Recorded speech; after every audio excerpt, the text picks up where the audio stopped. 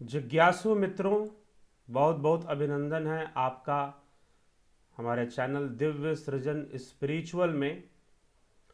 और आज हम फिर 9 बजे यह चर्चा लेकर उपस्थित हुए हैं और आज भी इस विषय पर चर्चा आगे बढ़ेगी। अष्टावक्र महागीता की ही चर्चा है। यह चर्चा का जो विषय है अष्टावक्र महागीता का ही एक वक्तव्य है, एक स्टेटमेंट है। और वह क्या है? मैं आश्चर्य रूप हूं, मुझे नमस्कार है। ऐसा अष्टावक्र महागीता में कहा गया है। मैं आश्चर्य रूप हूं, मुझे नमस्कार है। अहो अहम नमः मय्यहम, कि मुझे स्वयं ही नमस्कार है, मतलब स्वयं से स्वयं को नमस्कार करो, स्वयं से स्वयं को प्रणाम करो। कुछ ऐसी बात यहां पर कही जा रही है। मैं आश्चर्य रूप हूं, मुझे नमस्कार है। तो इसका मूल आशय क्या है? आज हम इस विषय पर चर्चा करेंगे, समझने का प्रयास करेंगे कि ऐसा क्यों कहा जा रहा है। लेकिन जो मित्र आए हैं, तरनजीत सिंह जी, प्रणाम गुरु जी। एक योग करने वाला इंसान सारे जिंदगी योग करके तो अंत में मृत्यु के समय हमें कैसे पता चलेगा कि उसका मोक्ष होगा या उसका दोबारा जन्म हो गया? कृपया मार्गदर्शन करें प्लीज। ठीक है, चर्चा करेंगे इस विषय पर। कबीर वाणी जी, फिर ज्योति दत्ता जी, रमन ब्लॉक्स जी, अमित पवार जी, महेंद्र कौशिक जी, अनिल कुमार जी, अरविंद भाई पटेल, मधुकर पलिवाल जी, रेणु पांडे, आप सभी का अभिनंदन है। आपके जो लंबे कमेंट्स या प्रश्न है वो अंत में मैं देखूंगा। माधुरी कोले जी, देवरतन बलदावा जी, योगेंद्र पंडित जी, वर्षा सचदेव जी, मिलन लोहानी, गालकोटे जी, सुरेंद्र शुक्ला जी, रवि कुमार जी, बहुत बहुत अभिनंदन आप सभी का हमारे इस कार्यक्रम में। तो यह वेदांत का विषय की यह चर्चा है कि मैं आश्चर्य रूप हूं। मैं कैसे आश्चर्य रूप हूं और मुझे ही नमस्कार है। यह वह कह सकता है जिसको आत्मज्ञान हुआ हो,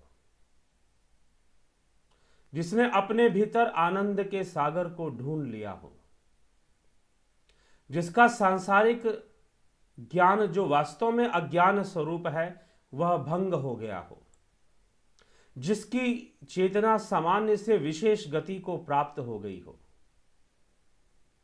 सामान्य से विशेष गति, चेतना की दो गति, एक सामान्य और एक विशेष। सामान्य देह रूप में जो कि अलग अलग भान कराती है, विशेष जो सब में समान रूप में विद्यमान है, जो सर्वव्यापी चेतना है। तो इस प्रकार से महर्षि अष्टावक्र इस विषय का वर्णन अपने इस उपनिषद में कर रहे हैं, जिसे अष्टावक्र महागीता कहा जाता है। कि मैं आश्चर्य रूप हूं, मैं आश्चर्य रूप हूं, मुझे नमस्कार है। यह कौन कह रहा है? यह राजा जनक कह रहे हैं। लेकिन क्यों कह रहे हैं, आज हम उस पर विचार करेंगे। और क्या ऐसा कहना उचित है, किस परिवेश में उचित है और कैसे अनुचित है। ये तो बड़ी विचित्र बात है। शंकराचार्य ने, उन्होंने एक बड़ी विचित्र बात करके हमें संकट में डाल दिया। अहम ब्रह्मास्मि, मैं ही ब्रह्म हूं। यद्यपि यह उपनिषद वाक्य है, याज्ञवल्क्य महर्षि के द्वारा उद्घोष है अहम ब्रह्मास्मि का। तो बृहद आरण्यक उपनिषद में, परंतु इसे महावाक्य लिया गया वेदांत का, अहम ब्रह्मास्मि तत्वमसि ओम तत्सत। तो उस रूप में उसे जाना गया। तो यह कौन है, कौन करने वाला है, किस प्रकार से है? मैं, वो तो कहते थे अहम ब्रह्मास्मि, मैं ही ब्रह्म हूं। लेकिन यहां अष्टावक्र कह रहे हैं, राजा जनक कह रहे हैं कि मैं आश्चर्य रूप हूं, मुझे प्रणाम है, मुझी को नमस्कार है। अपने आप को ही नमस्कार करने की बात कह रहे हैं। यह बड़ी विचित्र स्थिति है भाई, यह तो बड़ी विचित्र स्थिति है। पहले तो उन्होंने कहा स शरीर महो विश्वम परित्यज्य मया अधुना कुतश्चित कौशल देव परमात्मा विलोक्यते। मैं उस आत्मा को ही परमात्मा कह रहा हूं जो मेरे भीतर है, कहीं से बाहर नहीं है। आश्चर्य है कि शरीर सहित स शरीर अहो शरीरम अहो स शरीरम अहो, अर्थात आश्चर्य है कि शरीर सहित विश्व को अलग कर कर, इंद्रियों को अलग कर कर जब मैं देखता हूं तो मुझे यह आत्मा परमात्मा के स्वरूप में अर्थात सर्वव्यापी रूप में ही दिखाई देना शुरू हो जाता है। यह कैसे विडंबना है, यह कैसा स्वरूप है, वह उसका दर्शन कर रहे हैं और कह रहे हैं कि जैसे तरंग और फेन जल से भिन्न नहीं है तथा न तो यतः भिन्ना फेन बुद्बुदा आत्मनः न तथा भिन्नम विश्वम आत्म विनिर्गतम। जैसे जल से तरंग फेन और बुलबुला भिन्न नहीं है, जल से तरंग भी भिन्न नहीं है, जल से बुलबुला भी भिन्न नहीं है, उसे बुदबुदा कहते हैं, वह भी भिन्न नहीं है। जल से सागर भी भिन्न नहीं है, जल से नदी भी भिन्न नहीं है, जल से तालाब भी भिन्न नहीं है। ठीक है, जल से तालाब भी भिन्न नहीं है। तत्व रूप में सब एक ही है, अलग नहीं है। सोने की बाली बन गई, सोने का कर्णफूल बन गए, सोने की चेन बन गई, सोने के हार बन गए, सोने का कंगन बन गया। तत्व रूप में सब सोने में जाकर लय हो जाएंगे, अपने अंत में सब सोने में ही लय रहेंगे और वास्तव में वो लय हैं, परंतु उनकी जो दृष्टि है वो बाहरी होने के कारण, दृष्टा भाव बने रहने के कारण, दृष्टा दृष्टि के संयोग के कारण वह स्वयं को अलग रूप में अनुभव कर रहे हैं।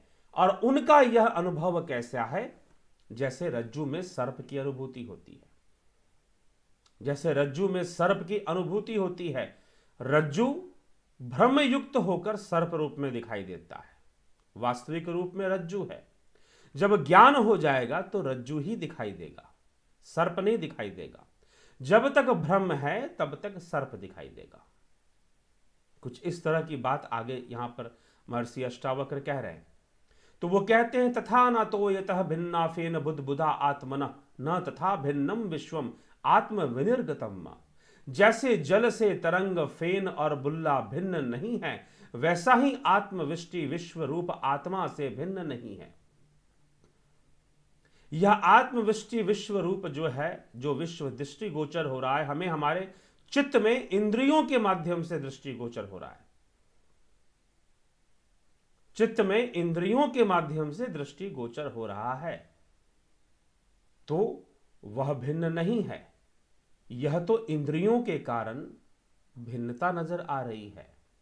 यह तो अविद्या के कारण, माया के कारण जो इंद्रियों के माध्यम से दिखाई दे रहा है, उसी को अपना सत्य समझ रहा है, उसी भ्रम में वो रह रहा है, उसके कारण यह सब हो रहा है। तो जैसे तरंग और फेन जल से भिन्न नहीं है, क्योंकि जल ही उनका सबका उपादान कारण है, वैसे ही यह विश्व आत्मा से भिन्न नहीं है। सब जगत कल्पित हो रहा है। जैसे तरंग बुदबुदा में जल अनुगत है, वैसे स्वच्छ चैतन्य भी संपूर्ण विश्व में अनुगत है। जैसे कल्पित सर्प अपने अधिष्ठान भूत रज्जु से भिन्न नहीं है, रस्सी से भिन्न नहीं है सांप, किंतु रज्जु रूप ही है, वैसे ही कल्पित जगत भी अधिष्ठान भूत चेतन से भिन्न नहीं है। सब कुछ चेतनमय ही है। यह तो इंद्रियों का जगत है, जहां पर वस्तुओं का इंद्रिय अनुभव के आधार पर अस्तित्व नजर आ रहा है। चैतन्य दृष्टि से देखने से इन इंद्रियों से देखना बंद कर दो, चेतना की पहुंच से देखो, चेतना की शक्ति से देखो, तो चेतना सर्वव्यापी है, तभी तो योगियों की सिद्धियां कार्य करती हैं, तभी तो योगियों की सिद्धियां कार्य करती हैं, अन्यथा कार्य ही नहीं करती। फिर चेतना सर्वव्यापी ना होती तो कैसे सुनते कि फलाने गुरुजी फलानी जगह पर प्रकट हो गए? कैसे प्रकट हो गए? किस माध्यम से प्रकट हो गए? कहां से आ गए? तो आप चमत्कार को तो स्वीकार कर लेते हो, लेकिन योग विज्ञान को स्वीकार नहीं करने के लिए तैयार हो। यह बड़ी विडंबना है। हम तुरंत अपने आप को छोटा मानने के लिए तैयार हो जाते हैं। जब जीव को सर्वदा जीव ही रखना है तो वो प्रयास किसके लिए करे? क्योंकि जब वो जीव बना रहेगा तो उसके अंदर अंतःकरण विद्यमान रहेंगे, मन बुद्धि चित्त अहंकार भी विद्यमान रहेगा, जीवत्व बोध विद्यमान रहेगा उसका, क्योंकि वो तो जीव ही रहेगा। वह तो अपने जीवत्व को तोड़ ही नहीं सकता, उसे खत्म ही नहीं कर सकता, उसे तो जीव ही रहना है सर्वदा। तो फिर सनातन भी पुष्ट नहीं होता, सनातन की एक सत्ता भी पुष्टि नहीं होती। और जब सनातन की एक सत्ता ही पुष्टि नहीं होती है तो सनातन धर्म कहना तो झूठ हो जाएगा, गलत हो जाएगा। सनातन धर्म शब्द का प्रयोग ही गलत हो जाएगा। तो इसलिए उसको स्वयं से अलग मानना, उसका आधार क्या हो सकता है? क्या चमत्कार, क्या कृपा? अगर चमत्कार और कुछ ऐसी घटनाएं घटती हैं तो फिर कर्म का सिद्धांत क्या है फिर? तो इसलिए हमें कहीं ना कहीं चमत्कारी बातों पर विश्वास करना पड़ेगा जब हम यह कह देते हैं कि जीव सर्वदा जीव रहता है। ठीक है ना? हमें ऐसी बातों पर विश्वास करना पड़ेगा जिसका कोई प्रमाण नहीं बनता, कोई संबंधित प्रमाण भी नहीं बनता। एक होता है संबंधित प्रमाण बनना, अनुमानित प्रमाण बनना। अनुमानित प्रमाण के लिए भी प्रत्यक्ष प्रमाण होना अनिवार्य है। जब कोई प्रत्यक्ष होगा तभी अनुमानित होगा। ठीक है? और प्रत्यक्ष और अनुमानित के बीच में भी संबंध बनना अनिवार्य है। अगर वो संबंध नहीं बनेगा, जैसे धुआं और अग्नि, अब पानी से धुआं नहीं निकलेगा, अग्नि से ही धुआं निकलेगा। तो अग्नि और धुएं का संबंध है, इसलिए धुआं को देखकर अग्नि की पुष्टि कर दी जाती है। यह अनुमान है। तो वैसे ही जीव बोध क्या है, जीव क्या है, किन तत्वों से बना है, परमात्मा कैसे है, कौन है, किस तरह से, हम नहीं जानते और ना कभी जान सकते हैं। वह तो परे परे परे परे परे है। ठीक है? कुछ लोग तो कुछ ऐसे ही व्याख्या कर देते हैं, तो बड़ा ही वह होता है, वह भी विस्मित करने वाला विषय हो जाता है। तो तंतु मात्रो भेद भेवे देव पटो यद्व द्विचारतः तन मात्रम एव इदम त्वद विश्वम विचारितम मां। आत्म तन मात्रम, जैसे कपड़ा तंतु मात्र ही होता है। कपड़ा सूत है, तंतु मात्र है। सूत अगर तंतु है उसका तो वह तंतु मात्र ही होता है। वैसे ही विचार से यह संसार आत्मसत्ता मात्र हो प्रतीत होता है। विचारतः, विचारों से, वृत्तियों से यह सत्तावान प्रतीत होता है। यह संसार आत्मसत्ता मात्र प्रतीत होता है, जैसे कि यह संसार हमारे भीतर ही है, हमारे द्वारा ही देखा जा रहा है, हमारे द्वारा ही दृष्टि गोचर हो रहा है और हमारे चित्त में अनुभव गम्य हो रहा है। क्या मात्र है? विचार मात्र है, विचार मात्र है। एक वैज्ञानिक हुए, मनोवैज्ञानिक, उन्होंने कहा कि whole world is integration of thoughts. संपूर्ण संसार विचारों की समष्टि मात्र है और वही विचार अलग अलग रूप धारण करके प्रकट हो रहे हैं। वह विचार ही हैं जो युद्ध करवा रहे हैं, वह विचार हैं जो संधि करवा रहे हैं, वह विचार हैं जो राजनीति करवा रहे हैं, वह विचार हैं जो आपको स्वार्थी बना रहे हैं, वह विचार हैं जो आपको अंधविश्वासी बना रहे हैं। तो संपूर्ण संसार विचारों की समष्टि मात्र है। इस प्रकार से भी कहा गया पाश्चात्य दार्शनिकों के द्वारा। भले ही उन्होंने यहीं से ले लिया हो वह विषय, पतंजलि के विषय से, या कुछ यहां से ले लिया हो, अलग बात है, अलग विषय है। तो यहां पर कहा जा रहा है जैसे कपड़ा तंतु मात्रो भेवेदेव पटो यद्वि द्विचारतः आत्मतन मात्राम एव इदम तद्वत विश्वम विचारितम। अर्थात सब कुछ विचार रूप है, जैसे कपड़ा तंतु मात्र ही होता है वैसे ही विचार से यह संसार आत्मसत्ता मात्र होता हुआ प्रतीत होता है। विचारों के कारण यह आत्मसत्ता रूप होता हुआ प्रतीत होता है। कौन? यह संसार। यह संसार तो वह कौन सी अवस्था है जब जीव की चेतना स्वप्न और सुषुप्ति में गमन करती है? क्योंकि ऐसे तो 6 घंटे लेटे रहना किसी के बस की नहीं है। 6 घंटा 7 घंटा अगर आपको नींद ना आ रही हो और आप उस स्थान पर लेटे रहें तो एक तपस्या की तरह है, बहुत कठोर तपस्या हो जाएगी कि आप 6-7 घंटे बिना नींद के एक ही स्थान पर लेटे रहे। आप खुद ऐसा प्रैक्टिकल करके देख सकते हैं, क्या संभव है बिना नींद के लेटे रहना? लेकिन वही नींद आ जाए तो 6-7 घंटे तो पता ही नहीं चलता, और शरीर का भी पता नहीं होता हमें कि हमारा शरीर कहां पर है, क्या है, किस तरह से है। हम चेतना के विभिन्न स्तरों पर गमन कर रहे होते हैं।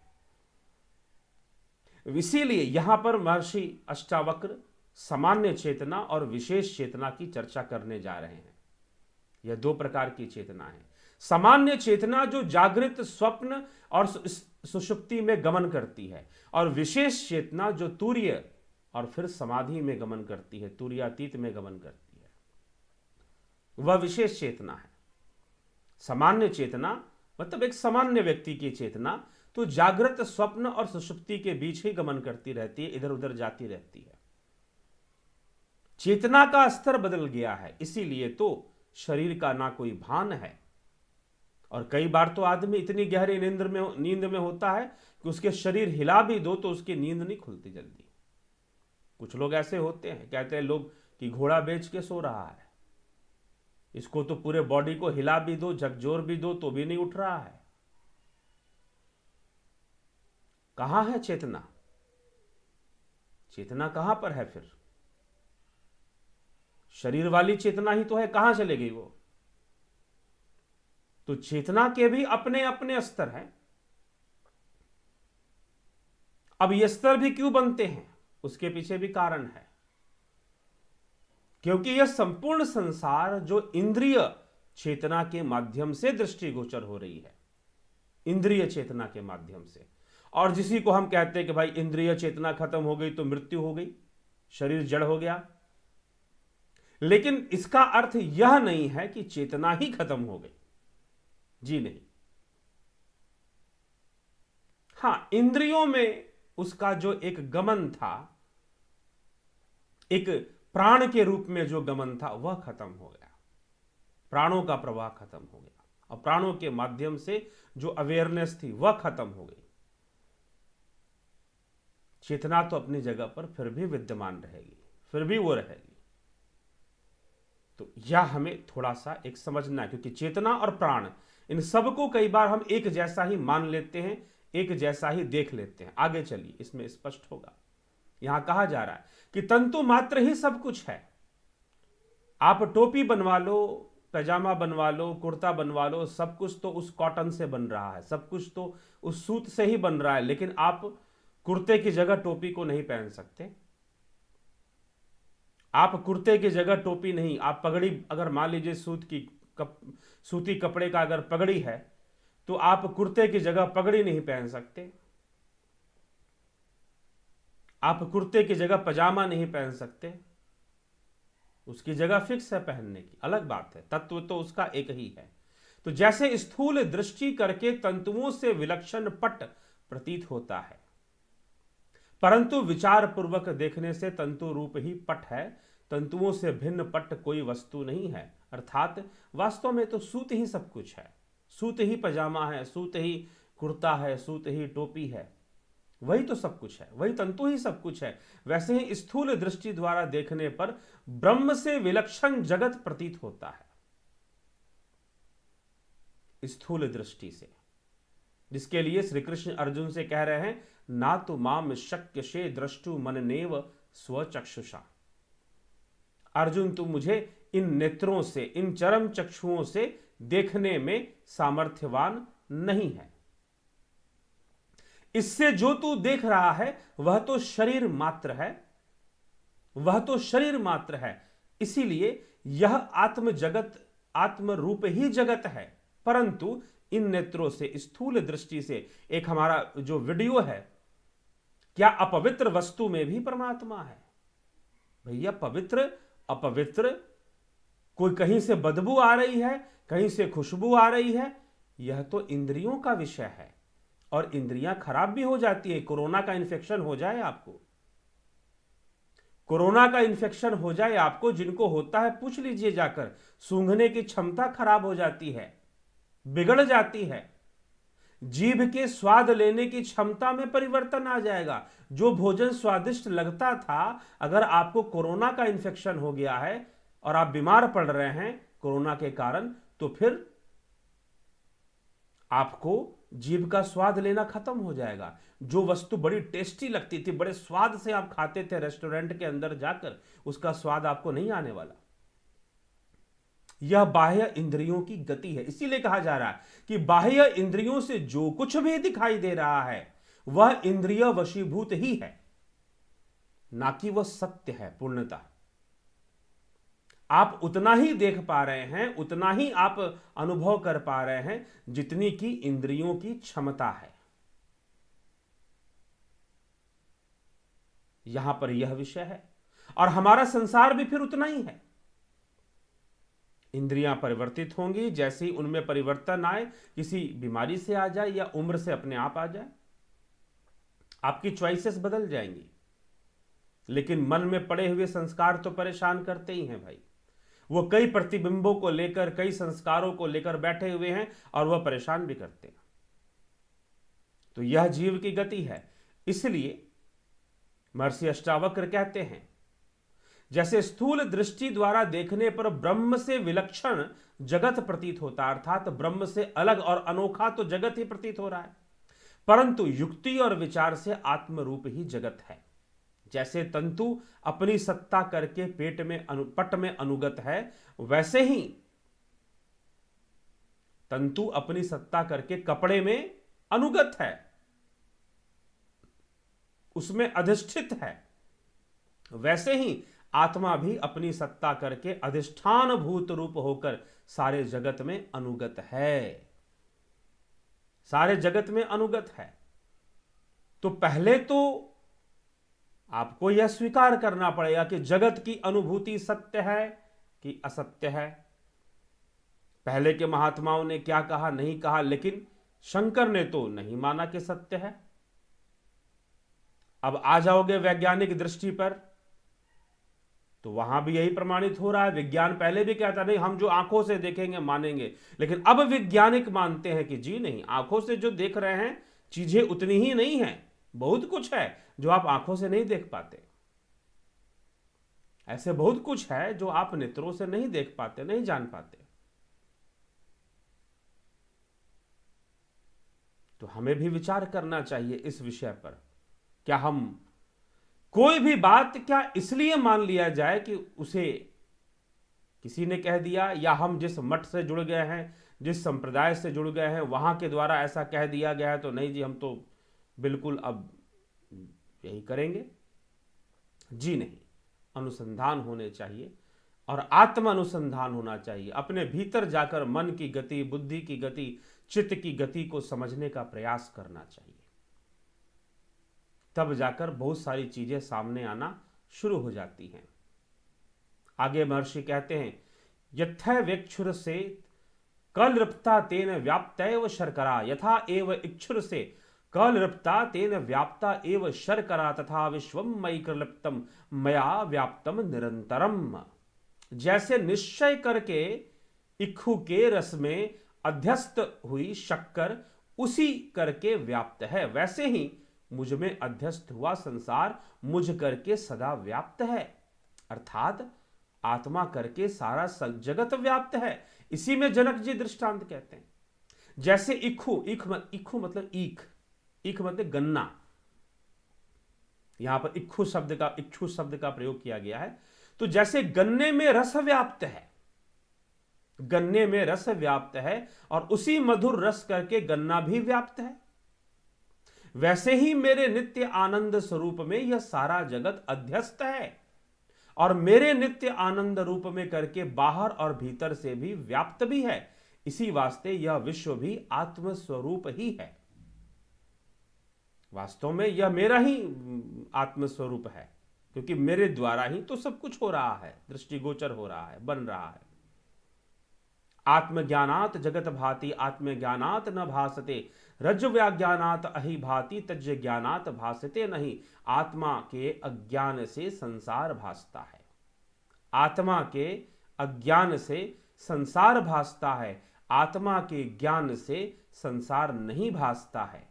जैसे रज्जु के अज्ञान से, रज्जु के अज्ञान से सर्प दिखाई देता है, सर्प भासता है, और उसी प्रकार रज्जु का ज्ञान हो जाने से सर्प नहीं दिखाई देता। अगर आपको ज्ञान हो जाए कि सामने जो वस्तु सर्प की तरह दिखाई दे रही है वह तो वास्तव में रस्सी है, वह तो वास्तव में रस्सी है, तो रज्जु का ज्ञान हो जाने से सर्प नहीं दिखाई देगा, लेकिन रज्जु का अज्ञान होने से सर्प दिखाई देगा। वैसे ही कहा जा रहा है, आत्मा के अज्ञान से, आत्मा का ज्ञान न होने से, आत्म तत्व का ज्ञान नहीं होने से, परम चैतन्य का ज्ञान नहीं होने से संसार भासता है, संसार दिखाई देता है और वही सत्य लगने लग जाता है। लेकिन आत्मा का ज्ञान हो जाने से फिर संसार नहीं भासता, फिर तो आत्मा ही भासती है और फिर सब कुछ आत्मस्वरूप समझ में आना धीरे धीरे योगी को शुरू हो जाता है। ये यहां पर समझाने का प्रयास किया जा रहा है। फिर महर्षि कहते हैं, प्रकाशः मे निजं न अतिरिक्त अस्मि अहम ततः यदा प्रकाशते विश्वम तदा अहम भासः एव ही। अर्थात प्रकाश मेरा निज रूप है, निज रूप को जाना नहीं भगवान क्या करे। जिसको नहीं है बोध तो गुरु ज्ञान क्या करे, जिसको नहीं है बोध तो गुरु ज्ञान क्या करे। निज रूप को जाना नहीं तो भगवान क्या करे, भगवान क्या कर लेगा। बहुत सुंदर प्यारा भजन है। तो प्रकाश मेरा निज रूप है, मैं उससे अलग नहीं हूं। जब संसार प्रकाशता है तब वह मेरे प्रकाश से ही प्रकाशता है। संपूर्ण संसार आत्मा के प्रकाश से ही प्रकाशित हो रहा है, अलग नहीं है वो। संपूर्ण संसार आत्मा के प्रकाश से ही प्रकाशित हो रहा है, इसमें संशय नहीं करना चाहिए। दो प्रकार के चेतन है, एक सामान्य चेतन, दूसरा विशेष चेतन। विशेष चेतन अज्ञान का विरोधी अर्थात पादक है, अज्ञान को खत्म करने वाला है। सामान्य चेतन अज्ञान का विरोधी नहीं है किंतु साधक है, अर्थात सामान्य अग्नि दूसरी विशेष अग्नि है। जैसे कि लकड़ी में अग्नि होती है, काष्ठ में अग्नि होती है, वह लकड़ी के वृक्ष के विकास में सहायक है, लकड़ी के विकास में सहायक है वह अग्नि। ठीक, एक अग्नि जो है लकड़ी में, उसके वृक्ष जब आगे बढ़ रहा है उसमें अग्नि तत्व है जो उसके विकास में, डेवलपमेंट में सहायक है। तो एक अग्नि तो लकड़ी में है जो उसके निर्माण में सहायक है, लेकिन एक अग्नि ऐसी है जब दो लकड़ियों को घिस दिया जाए तो दोनों को जला देती है, दोनों को जला देती है। वैसे ही दो प्रकार की चेतना है, एक सामान्य चेतना है जो जागृत स्वप्न सुषुप्ति में भ्रमण करती है, और एक विशेष चेतना है, एक विशेष चेतना है जो इनकी साक्षी भाव से उठकर इन सब का लय कर देती है, इन सभी अवस्थाओं का वो लय कर देती है। तो अहो विकल्पितम अज्ञानात विश्वम मयि भासते रूप्यम शुक्तौ फणिरज्जौ वारी सूर्य करे यथा। 9वां श्लोक, दूसरा प्रकरण, अष्टावक्र महागीता। क्या कहते हैं महर्षि? आश्चर्य है कि कल्पित संसार अज्ञान से मेरे में ऐसा भासता है जैसे शुक्ति में चांदी, रस्सी में सर्प, सूर्य की किरणों में जल भासता है। आश्चर्य है, अहो आश्चर्य है। विकल्पितम, कल्पित होता है, संसार कल्पित होता है अज्ञान से मेरे अंदर, मेरे चित्त में ऐसा भासता है जैसे सीप के अंदर चांदी भासती है। समुद्र से निकलने वाली जो सीपियां हैं उनमें चांदी जैसी चमक होती है, चांदी भासनी शुरू कर देती है, और रस्सी में सर्प की भासना होती है, सूर्य की किरणों में जल भासता है। अब आप कहोगे सूर्य की किरणों में जल कैसे भासता है? मृगमरीचिका क्या है? मृगमरीचिका क्या है? रेत के ऊपर जब सूर्य की किरणें पड़ती है, रेत ही नहीं, आप गर्मी के मौसम में, मई के महीने में, अप्रैल के महीने में, जेठ के मास में आप जाइए, रोड पर निकलिए, कड़कड़ाती धूप हो, जब आप सड़क पर निकलेंगे गाड़ी से तो आपको दिखाई देगा कि रोड पर पानी गिरा हुआ है। दूर से दिखेगा जैसे रोड पर तो पानी जैसा गिरा हुआ है, लेकिन नजदीक पहुंचोगे तो पानी नहीं होगा, वहां सूखा होगा, बिल्कुल सूखा। तो सूर्य की किरणें कुछ इस प्रकार से प्रतिबिंबित होती है। मृगमरीचिका है, इसी को कहते हैं मृगमरीचिका। मृग की मरीचिका क्या है? जो कस्तूरी कुंडल बसे मृग ढूंढे वन माही, वैसे घट घट राम बसत है दुनिया बूझे नाही।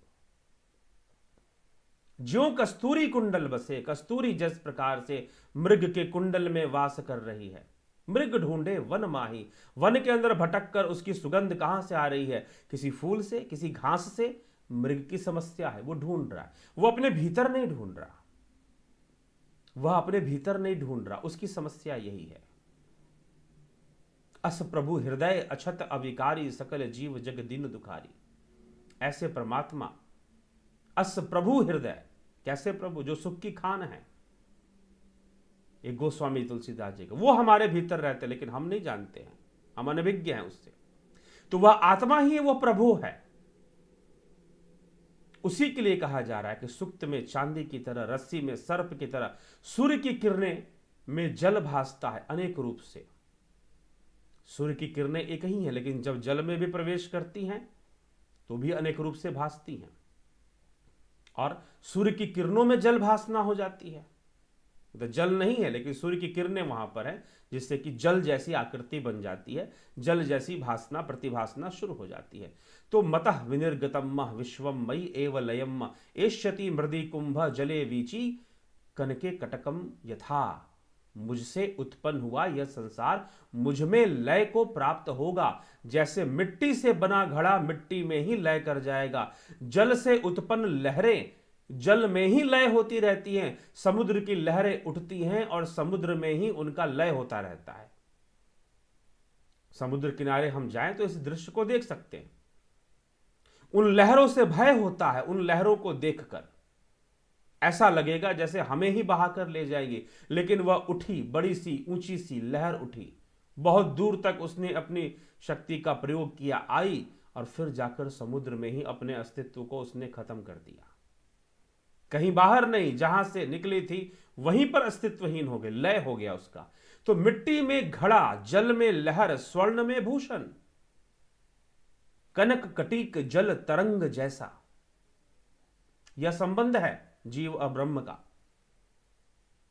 कनक कटीक जल तरंग जैसा, वह उसी में लय हो रहा है। जैसे घट मृतिका का कार्य है, अर्थात मृतिका से ही उत्पन्न होता है और फिर फूटकर मृतिका में ही लय हो जाता है। मृतिका माने मिट्टी, उसी में लय हो जाता है। कुछ इस प्रकार का वर्णन यहां हो रहा है। महर्षि कहते हैं, राजा जनक कह रहे हैं, अहो अहम नमो महम विनाशी यस्य नास्ति में ब्रह्मादि दस्तंभ पर्यंतम जगन्नाशे अपि तिष्ठतः। ब्रह्म से लेकर तृण पर्यंत भी जिस मेरे होते हुए का नाश नहीं है, जगत के नाश होने पर, इसलिए मैं आश्चर्य रूप हूं। संसार के परिवर्तित होने पर भी मैं, मेरी आत्मा, मेरा आत्म स्वरूप, मेरा चैतन्य स्वरूप वो परिवर्तित नहीं हो रहा है। जगत के नाश होने पर भी मेरा कोई नाश नहीं हो रहा है, मैं नहीं बदल रहा हूं। मैं वैसे का वैसा ही हूं। यही तो सबसे बड़ा आश्चर्य है। अहो अहम, अहो अहम, अहो अहम नमः मह्यम, एक अहम देहवान अपि क्वचित न गंता न आगंता व्याप्य विश्वम अवस्थिता। मैं आश्चर्य रूप हूं, मेरे लिए मुझे ही नमस्कार है। अहम अहो मह्यम नमः, नमः अहम, देहवान देहधारी होता हुआ भी अद्वैत हूं।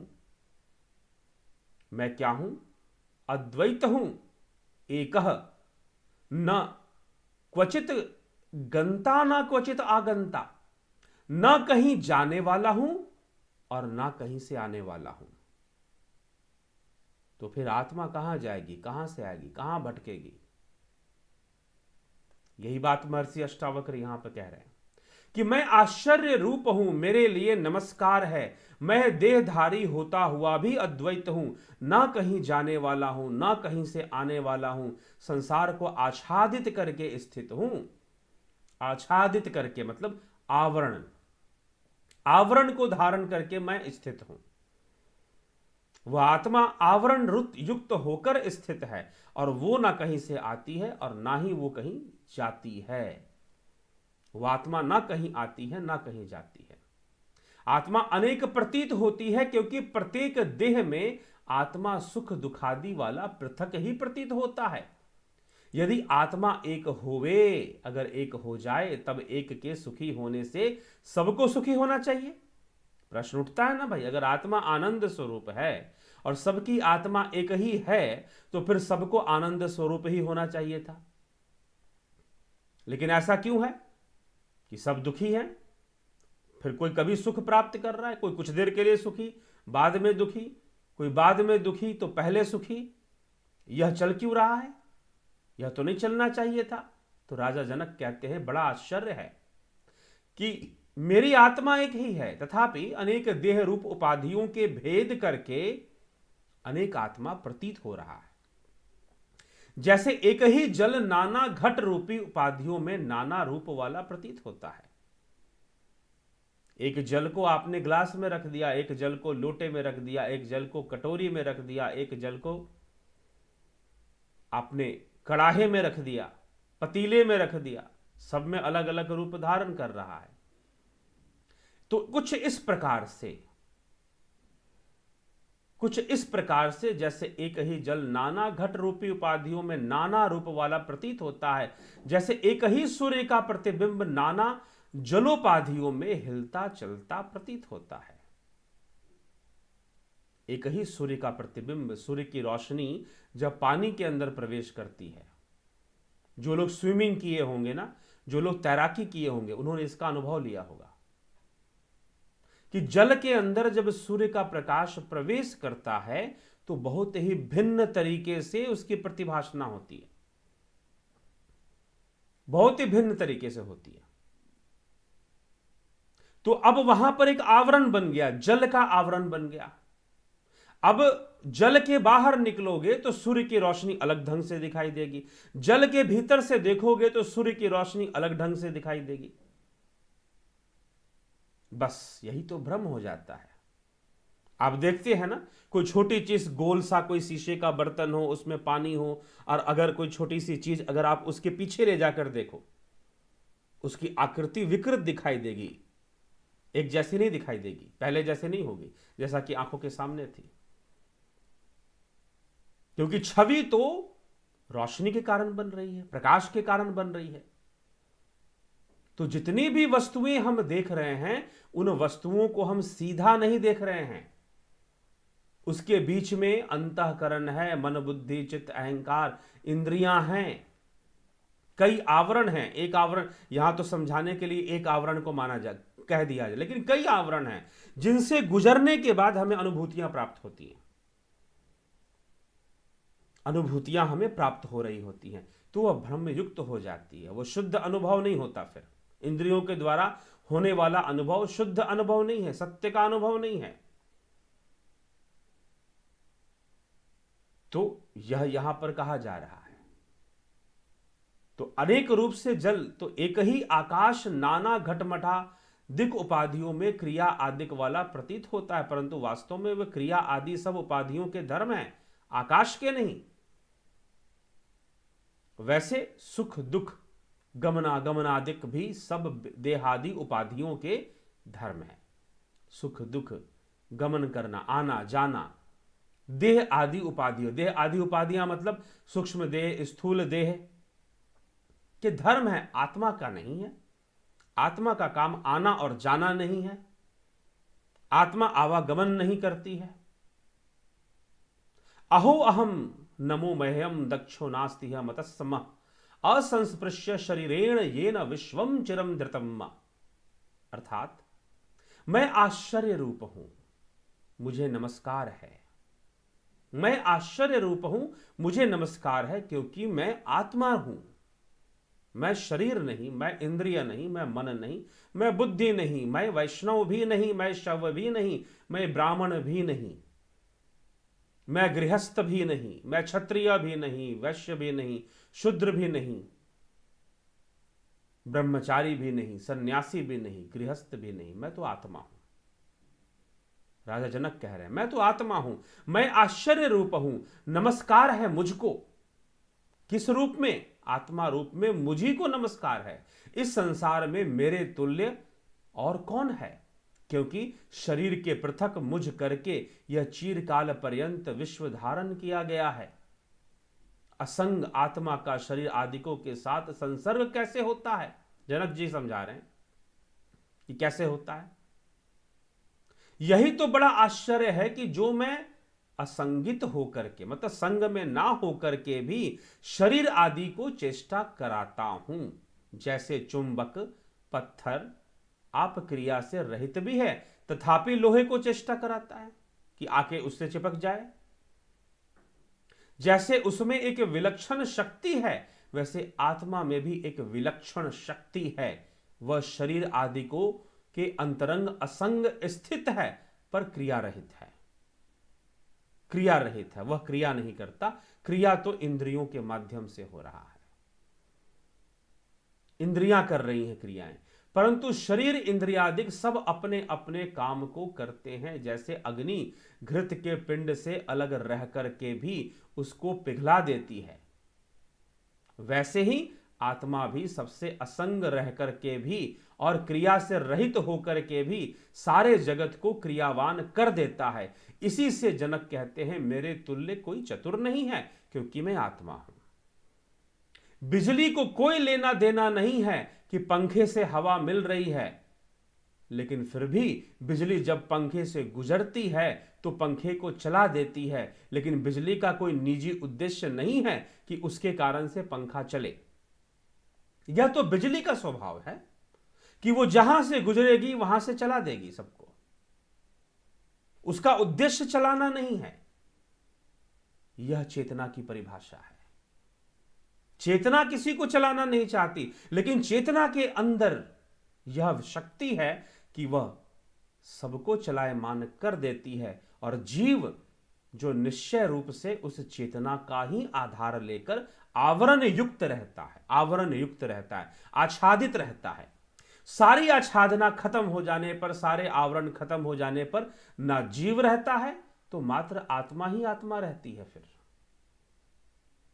आत्मा ही आत्मा रहती है, तो वह जीवत्व है, वह जीवत्व है। उसी का आधार लेकर वह काम करता है, जीव बोध जो है। इसी को कहा जा रहा है। फिर आगे भी कहते अहो अहम नमो मह्यम यस्मे नास्ति किंचिन अथवा यस्मे सर्वम यत वांग मन सगोचरम। मैं आश्चर्य रूप हूं, मुझे ही नमस्कार है। मैं आश्चर्य रूप हूं। अहो अहम नमहम मह्यम, मैं आश्चर्य रूप, मुझको नमस्कार है। यस्य, जिस मेरे का कुछ नहीं है, या जिसका मेरे का वह सब है, जो कुछ वाणी और मन का विषय है। जनक जी कहते हैं कि मेरे में संबंध वाला कोई पदार्थ नहीं है, क्योंकि वास्तव में तो कोई पदार्थ सत्य नहीं है। केवल एक ब्रह्म आत्मा ही परमार्थ से सत्य है। इस चेतन आत्मा में नाना रूप करके जो जगत प्रतीत होता है, सो वास्तव में नहीं है, ऐसा श्रुति कहते हैं। मृत्युर्वै मृत्यु मापनोति यह इव नानेव पश्यति। वह मृत्यु से भी मृत्यु को प्राप्त होता है। जो ब्रह्म में नानात्व को देखता है अर्थात नाना आत्मा को देखता है इत्यादि अनेक श्रुति वाक्य हैं जो द्वैत का निषेध करते हैं। मृत्यु से मृत्यु को प्राप्त होता है, क्योंकि यह जो शारीरिक मृत्यु है ना, यह तो दोबारा फिर शरीर धारण जीव कर लेगा और फिर से मरेगा, फिर धारण करेगा, फिर मरेगा। जन्म बारंबार पाया, मरण दुख हर बार झेला। पुनरपि जननम पुनरपि मरणम। तो इस मृत्यु से भी मृत्यु, इसकी मृत्यु कब होगी? जो बार बार जन्म लेने का चक्कर है उसकी भी मृत्यु हो जाएगी। कैसे होगी? ज्ञानम ज्ञेयम तथा ज्ञाता तृतीयम नास्ति वास्तवम। महर्षि अष्टावक्र कहते हैं ज्ञानम ज्ञेयम तथा ज्ञाता तृतीयम न अस्ति वास्तवम अज्ञानात भाति यत्र इदम स अहम अस्मि निरंजनः। ज्ञान ज्ञेय और ज्ञाता तीनों जिसे यथार्थ से नहीं है और अज्ञान से जिसे विषय यह तीनों भासता है, सोई मैं निरंजन रूप हूं। मैं स्वयं ही निरंजन रूप हूं, ऐसा ज्ञान हो जाए, ऐसी अनुभूति हो जाए। वास्तव में ज्ञान ज्ञेय ज्ञाता नहीं है, यह तो माइक होने के कारण ही ज्ञान ज्ञेय और ज्ञाता की प्रतिभासना हो रही है। वो है नहीं वास्तव में, उनकी प्रतिभासना हो रही है ज्ञान ज्ञेय और ज्ञाता की। यह इस प्रकार से यहां पर चर्चा में यह विषय आ रहा है। तो हमें इस विषय पर, इस विषय को समझना और इसकी चर्चा को हमें समझ लेना चाहिए। आगे चलते हैं आपके कमेंट्स पर, आगे इस विषय पर।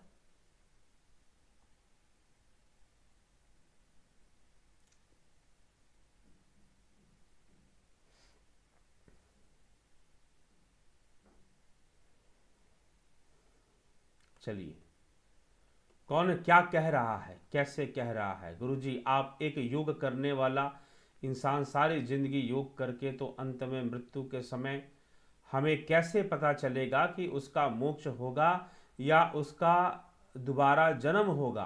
कृपया मार्गदर्शन करें। आप योगी होंगे तभी आपको पता चलेगा, क्योंकि इन स्थूल दृष्टि से, बहिर्मुखी बुद्धि से, बहिर्मुखी इंद्रियों से आपको आत्म तत्व का विषय कैसे समझ में आ सकता है कि मोक्ष हो रहा है? और मोक्ष क्या मृत्यु के समय? क्या योगी चाहे तो पहले ही हो जाए।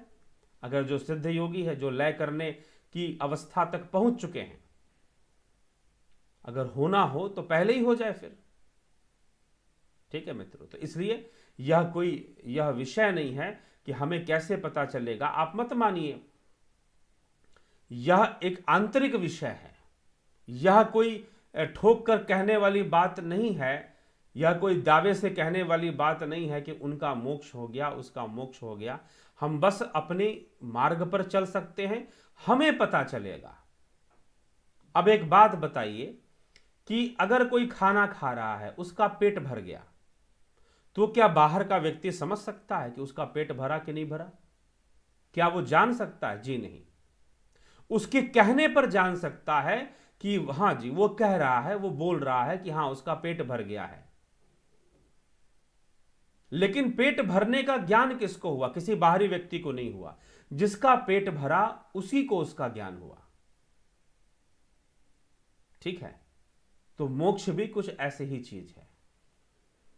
तो अगर कोई व्यक्ति सही से जानता है अपनी अवस्थाओं को, तो वह अपनी अवस्थाओं के बारे में उसका ज्ञान दूसरों को जरूर कराता है। उसके बिना वह रह नहीं सकता, उसके बिना वह रह नहीं सकता, दूसरों को बताए बिना।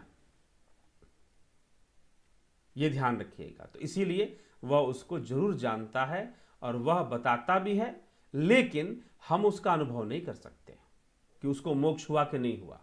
हाँ, उसका अनुभव करने के लिए हमें भी योग के उस स्तर पर, उस सिद्ध अवस्था को समझना पड़ेगा, तो हम जान जाएंगे कि हाँ उनका मोक्ष हो गया। अन्यथा नहीं, साधारण अवस्था से नहीं जानी जा सकती। गुरुजी प्रणाम। यह मृत्यु और जन्म का क्या उद्देश्य है? यह मृत्यु और जन्म क्यों होता है? मोक्ष होने के बाद मुक्ति किसको मिलती है? जीव को मिलती है, शरीर को नहीं मिलती। शरीर तो नष्ट हो ही गया मृत्यु के साथ। मोक्ष में जीव को मुक्ति मिलती है, जीवात्मा को मुक्ति मिलती है। यह हमें समझना है। मोक्ष में जीवात्मा को ही मुक्ति प्राप्त होती है, तो यह जीवात्मा का विषय है। जीवात्मा मुक्ति को प्राप्त होता है, ना कि शरीर होता है। तो जन्म क्यों होता है? बस आदमी फंसा हुआ है, जीव फंसा हुआ है। जब तक दृष्टा दृश्य का संयोग बना हुआ है तब तक होता रहेगा। जब तक संसार देखने की इच्छा बनी हुई है, जब तक संसार के भोग विषयों का अनुभव करने की तीव्र इच्छा बनी हुई है, तब तक यह सब चलता ही रहेगा, तब तक यह सब होता ही रहेगा। इसीलिए होता, और कोई इसका दूसरा कारण नहीं। कोई हमें कर रहा है ऐसा नहीं, हम अपने कर्म संस्कारों से ही शरीर धारण करते हैं। ठीक। ओम नमः शिवाय। और क्या हम कह सकते हैं कि हम नहीं मरते? हमारा भ्रम रूपी मैं मरता है, मैं ही तो नहीं मरता। ठीक ना? हमारा भ्रम रूपी मैं भी नहीं मरता। यही तो समस्या है कि मैं मर जाए तो फिर तो सारा चक्कर ही खत्म हो जाए। मरता सिर्फ शरीर है। माया मुई ना मन मुआ, मर मर गया शरीर, कबीर की वाणी है। माया मुई ना मन मुआ, मर मर गया शरीर। माया तजे तो क्या तजे, मान तजा नहीं जाए, मान भय मुनिवर गले, मान सबन को खाए। ठीक है। तो यह है वह मैं ही तो नहीं मरता है। मैं कैसे मरेगा? जब हरि था तब मैं नाही, जब मैं था तब हरि नाही, अब हरि है तो मैं नाही। घोर अंधेरा मेटिया जब दीपक देखा माही, घट के भीतर ही अनुभव हो जाए। कहते हैं कि मोक्ष इतना सरल नहीं है कि जैसा हम समझते हैं लाखों करोड़ों लोगों में कोई एक ही मोक्ष को प्राप्त होता है। उसके लिए सदियां व देवता इंतजार करते हैं। समझने या मानने से कुछ नहीं होता। मानने का विषय ही नहीं है, बिल्कुल सत्य है। यह मानने का विषय नहीं है कि मोक्ष हो गया किसी का या हमारा हो जाएगा। जी नहीं, यह तो एक प्रोसेस है, एक प्रक्रिया है। आपको उस प्रक्रिया से गुजरना पड़ेगा, उन अवस्थाओं से गुजरना पड़ेगा, तब जाकर मोक्ष घटित होगा। बात सही है। एक जन्म की नहीं, कई जन्मों की साधना है, तब जाकर है। ठीक है। शुद्ध चेतना में भ्रम क्यों पैदा हुआ, यानी अहंकार क्यों पैदा हुआ? जी नहीं, शुद्ध चेतना में अहंकार पैदा नहीं हुआ। यह दृष्टि का फर्क है, दृष्टि का फर्क है। चेतना के भीतर, सामान्य चेतना के भीतर और विशेष चेतना का अंतर मात्र है। अधोगामी और ऊर्ध्वगामी का अंतर मात्र है। जब चेतना अधोगामी है तो संसार दृष्टि को गोचर है, जब वो ऊर्ध्वगामी है तो आत्मा है, सत्य फिर सामने आना शुरू हो जाएगा। तो शुद्ध चेतना में भ्रम क्यों पैदा हुआ, यानी अहंकार क्यों पैदा हुआ? यह अविद्या से हुआ। ठीक ना? अविद्या से हुआ। शुद्ध चेतना वास्तव में अपनी जगह पर शुद्ध ही है। तो यह संपूर्ण ही है। क्यों पैदा हुआ? वो कभी पैदा नहीं हुआ, वो अनादि है। जैसे प्रकृति अनादि है। जीव कभी पैदा होने शुरू हुए थे? जी नहीं, वह पैदा ही होते जा रहे हैं और होते ही रहेंगे। यह प्रकृति की सृष्टि है, वो होता ही रहेगा। तो जिस प्रकार एक बिजली से पूरे घरों की टीवी, पंखा, हीटर, फ्रिज, बल्ब और सब भी सारे यंत्र चलित है, वैसे ही एक परमात्मा की शक्ति से ये संसार चालित है। अच्छी बात है, लेकिन अकर्म रूप से। परमात्मा का कर्म नहीं है, कर्म उन उपकरणों का है। जैसे कि आपने कहा कि बिजली है, टीवी एक काम करती है, पंखा एक काम करता है, फ्रिज एक काम करता है, हीटर एक काम करता है, सब एक दूसरे के विपरीत भी काम करते हैं, लेकिन सब क्रियावान हो रहे हैं। टीवी आपको फिल्म दिखा रहा है, वीडियो दिखा रहा है, फ्रिज ठंडा कर रहा है, हीटर गर्म कर रहा है। यह जितने भी कार्य हो रहे हैं, पंखा हवा दे रहा है, यह जितने भी कार्य कर रहे हैं वह बिजली के होने के कारण ही हो रहा है, लेकिन बिजली नहीं कर रहा है। वैसे ही परमात्मा कोई कर्म नहीं कर रहा, लेकिन उसके होने के कारण ही संपूर्ण वस्तुएं अपने आप में क्रियावान हैं। वो उन सब में अक्रिया है, अक्रिया रूप में है, वह क्रियावान नहीं है। लेकिन उसके होने के कारण, जैसे कि लोहे के नजदीक चुंबक पहुंचने से चुंबक लोहा क्रियावान हो गया, उस प्रकार से कुछ। तो अच्छी बात है, अच्छा लिखा है आपने। चित्त के अलावा दिमाग में भी कुछ शारीरिक आदतों की मेमोरी संचित रहती है। दिमाग स्थूल है, मुख्य रूप से चित्त में ही संचित रहती है। दिमाग एक इंस्ट्रूमेंट है जिसको ब्रेन कहते हैं हम, फिजिकल ब्रेन जो है वो इंस्ट्रूमेंट मात्र है। बुद्धि सूक्ष्म है, बुद्धि सूक्ष्म है, जो कि हमारे मस्तिष्क का जो स्थूल ब्रेन है, फिजिकल ब्रेन है, उसका आहार लेकर काम करती है। राम राम। अहम ब्रह्मास्मि जी। गोपाल शर्मा जी, क्या विशेष चेतना माने आत्मा और सामान्य चेतना यानी प्रकृति? जी नहीं, सामान्य चेतना मतलब प्रकृति जड़ नहीं है। सामान्य चेतना मतलब जो प्रकृति में के साथ संसर्गित है, और विशेष चेतना वह जो संसर्गित नहीं है। ठीक है, तो वही इतना ही फर्क है, दृष्टि का फर्क है। मैंने कहा ना, जल में जाओगे, एक तरफ दृष्टि डालोगे तो अंधकार है, दूसरी तरफ दृष्टि डालोगे तो सूर्य का प्रकाश आ रहा है। दृष्टि और दृष्टा और दृश्य का संयोग है। दृष्टा दृश्य को देखना बंद कर दे तो वह अपने स्वरूप में स्थित है, और जब तक देखने की लालसा है घूमे जा रहा है, घूमता रहेगा जीव रूप में। यही आत्मा की गति हमें समझ में आती है।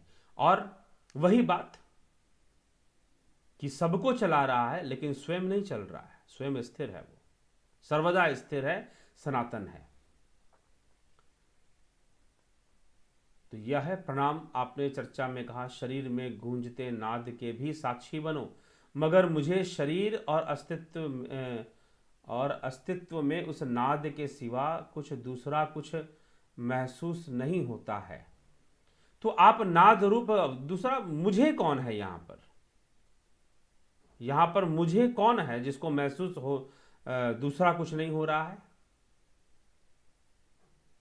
ठीक है, तो इसलिए ठीक है, यह एकाग्रता की अवस्था है, यह एकाग्रता की अवस्था है, यह बात तो प्रमाणित होती है। लेकिन नाद और आत्मा दोनों भिन्न नहीं है। ठीक है, यह आगे प्रमाणित हो जाएगा। वह रहेगा ही नहीं। जब तक अनुभव गम्यता बनी हुई है तब तक तो मैं बना हुआ है। जब तक अनुभव गम्यता बनी हुई है तब तक तो मैं बना हुआ है। जहां अनुभव रहेगा ही नहीं, वहां भाई कहने के लिए अनुभव होना जरूरी है ना।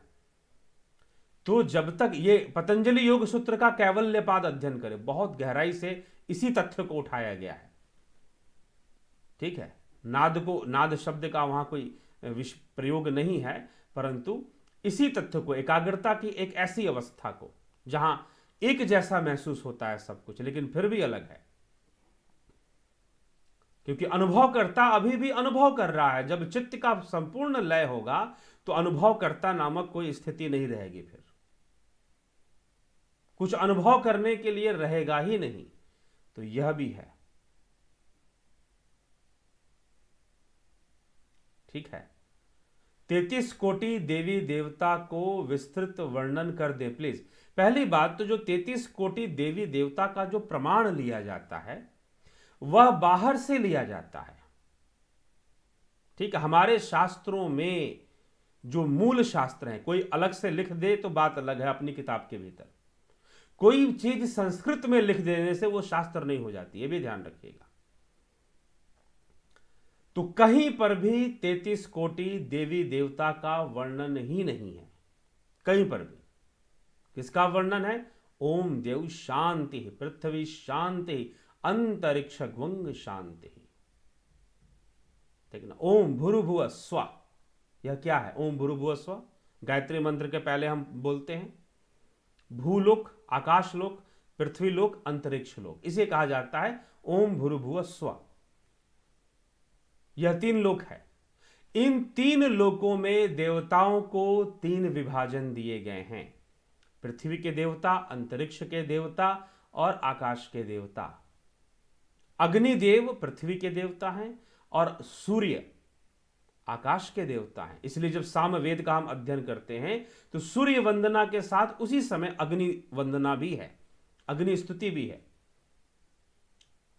तो ये 33 कोटि 33 करोड़ देवी देवताओं का जो कॉन्सेप्ट है वह कई बार जो है बाहर से आता है और फिर उसमें हम दूसरा कॉन्सेप्ट ले आते हैं। लेकिन अब क्योंकि मंत्रों में कहीं पर भी 33 करोड़ की वंदना नहीं हो रही है, अगर गायत्री मंत्र में लिखा गया ओम भूर्भुवः स्वः तो वहां पर लिखा जाना चाहिए था कि ओम 33 कोटि देवताय नमः, ऐसा कुछ लिखकर कहकर फिर मंत्र का उच्चारण होना चाहिए था। नहीं, ओम भूर्भुवः स्वः ऐसा कह देने से सभी देवताओं की स्तुति हो जाती है, जितने भी देवता हैं। तो पहले तो 33 करोड़ 33 करोड़ 33 करोड़ जो लोग कहते आ रहे हैं वह यह प्रमाण दे कि वेद के किस ऋचा में 33 कोटि शब्द का प्रयोग हुआ है। हाँ, 33 कोटि को हम अगर हम कहते हैं तो हम तो कभी अपने चैनल पर कभी नहीं कहे कि भाई 33 करोड़ देवी देवता होते हैं या फिर क्योंकि हमने अपने वैदिक मंत्रों में कहीं पर भी इसका प्रयोग नहीं किया है। हमने हर जगह अपने वैदिक मंत्रों में ओम भूर्भुवः स्वः का प्रयोग किया है। यजुर्वेद के अंदर एक नहीं, कम से कम सैकड़ों मंत्र हैं जिनके मंत्रों के प्रारंभ में ओम भूर्भुवः स्वः लगा हुआ है। ठीक है, तो वह 3 प्रकार के देवता, अंतरिक्ष के देवता, पृथ्वी के देवता और आकाश के देवता। इस प्रकार से एक आगे वीडियो आएगी, आगे जब मीमांसा शास्त्र पर नहीं वैदिक देवताओं पर वीडियो आएगी, वैदिक देवताओं पर ही विशेष रूप से हम एक वीडियो लेकर आएंगे, जल्द ही लेकर आएंगे। ठीक ना, तो हम जल्द ही लेकर जब हम आएंगे तो फिर जो है हम उसकी चर्चा कर देंगे, उसमें 33 कोटि को भी कवर कर देंगे। लेकिन वो कॉन्सेप्ट ही गलत है 33 कोटि का।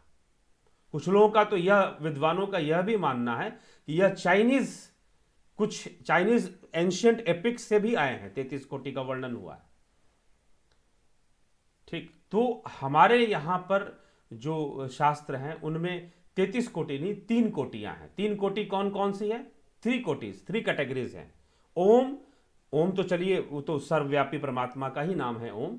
भूर्भुवः स्वः, भू भुव और स्व, पृथ्वी, अंतरिक्ष और आकाश। स्वयं के भीतर होने से आकाश तत्व, हृदय आकाश। तो जो स्व शब्द है ना, स्वप्न, अब आपको थोड़ा सा समझ में, अब स्वप्न क्या चीज है, ठीक ना, स्वप्न क्या चीज है, उसका भी संबंध आकाश तत्व से है। स्वप्न का भी, स्वप्न का संबंध भी आकाश तत्व से है। तो जब भी 33 करोड़ देवी देवता, अब कुछ लोगों ने हमें इशारा करके कहा अरे हिंदू तो 33 करोड़ देवी देवता को मानते हैं।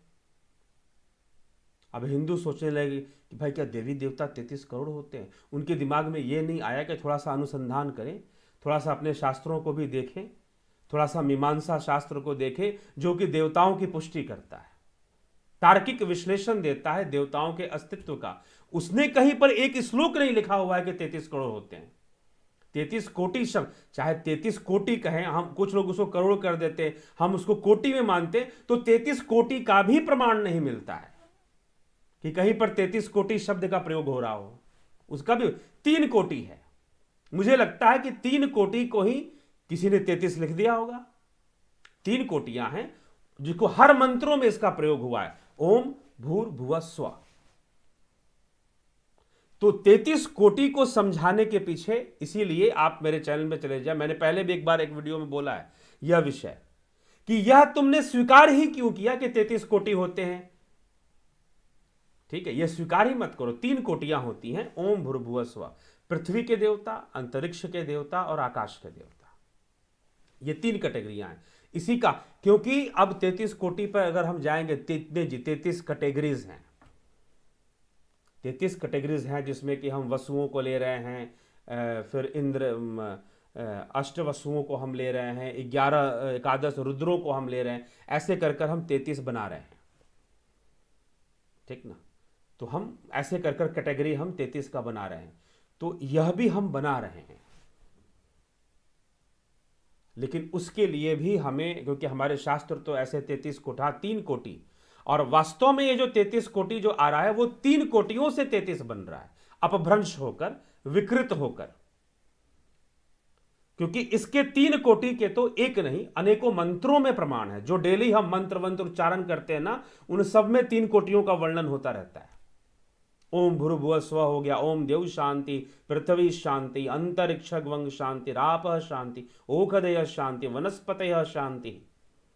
ये किसके नाम लिए जा रहे हैं ये सारे? तो 3 कोटि, 3 ही कैटेगरी है वास्तव में। इन रियल जो मंत्रों में बहुत ज्यादा इस्तेमाल हुए हैं, यूज हुए हैं, वो 3 ही कैटेगरी हैं। हमने खुद ही एक्सेप्ट कर लिया। इसलिए समाज के अंदर क्या है कि हम तुरंत, हमें कहा गया और हमने उसको, हम बिना उसको एक्सेप्ट करने की जरूरत ही नहीं थी कि 33 कोटि, 3 कोटियां होती हैं और 3 कोटियों का ही किसी ने गलती से 33 लगा दिया, एक और 3 लगा दिया। तो वर्णित क्या है? हम मंत्रों के अंदर, विशेष रूप से मंत्रों में क्या वर्णित है? ओम भूर्भुवः स्वः, यही 3 कोटियां हैं, भू, भुव और स्व, अर्थात पृथ्वी, अंतरिक्ष, आकाश। इन 3 कोटियों के अलग अलग देवता हैं। इन 3 कोटियों के अलग अलग देवता हैं। अब जब बात भावनात्मक आएगा, जब बात भावनात्मक आएगी, तो जहां भावनात्मक विषय आ जाएगा, और क्योंकि देवता भाव रूप होते हैं, देवता भाव रूप होते हैं, तो जितनी भी सकारात्मक भावनाएं हैं उतने देवता हो सकते हैं। माता पिता, अगर यजुर्वेद के अंदर अगर माता पिता को देवता कहा गया है, तो हर व्यक्ति के लिए उसके माता पिता देवता हैं। तो कॉन्सेप्ट ऑफ देवा को हम बिगाड़ देते हैं। जैसे ही हम 33 कोटि के कॉन्सेप्ट पे आ जाओगे, गैर वैदिक कॉन्सेप्ट है ये 33 कोटि, जिसमें आप 33 कैटेगरी रुद्र आदि गिन लेते हो। आपने 33 वर्ड को एक्सेप्ट कर लिया, यहीं पे आप मार खा गए,